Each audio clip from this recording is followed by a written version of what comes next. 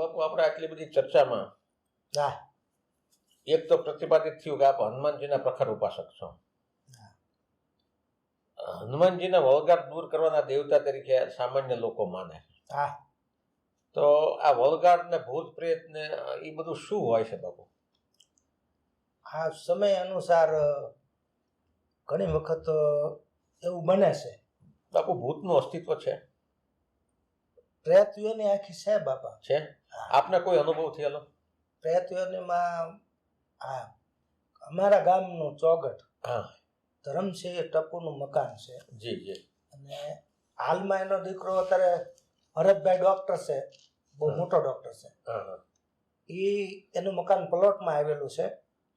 તો બધા એવું કહેતા હતા કે ભાઈ એ મકાનમાં ઘણા ભૂવા ગયા, બધા ગયા, તો એ રાત્રિએ લાઇટ બંધ થઈ જાય, બારણું બંધ કરી દે, હાકળ ઉઘડી જાય, આવું બધું થતું. તો એ પરિવાર મારી પાસે આવ્યા કે બાપુ આનું કાંઈ નિરાકરણ ખરું?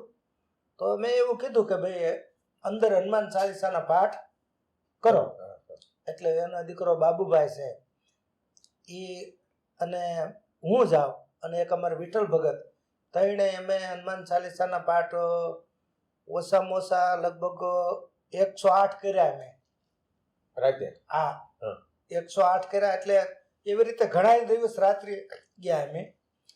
તો એ બારણું ઉઘડતું બંધ થઈ ગયું, લાઇટ ઓટોમેટિક જે બંધ થઈ જાય થી શરૂ થઈ જાય થી તાળું ઉઘડી જતો એ બધું બંધ થઈ ગયું. તો એ હનુમાન ચાલીસાનો એટલો પ્રભાવ છે હનુમાનજીનો કે એ પછી એને કોઈ તકલીફ નથી થઈ. તો આ જગતમાં પ્રેતયોની તો છે જ તે, પણ એની બધાને ઝાંખી નથી થતી. પ્રેતયોની એવો સમય કે નબળા મનવાળાને વધારે જાય. હા, નબળું મન હોય, બીક લાગી ગઈ હોય, ખરેખર અમુક વખતે જોયા વગર બી ગયા હોય એ શક્ય નથી. એને મગજમાં એ માનસિકતા બેસી ગઈ હોય.